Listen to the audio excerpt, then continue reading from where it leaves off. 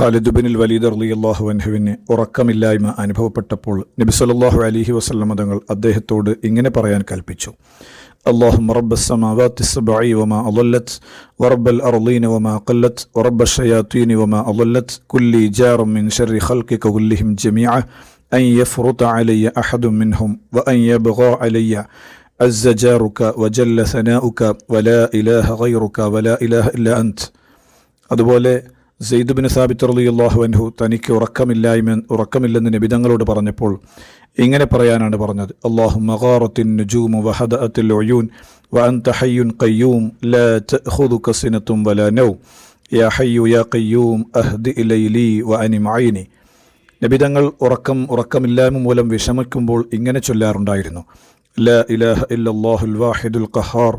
റബ്ബുസ് സമാവാതി വൽ അർളി വമാ ബൈനഹുമുൽ അസീസുൽ ഗഫാർ.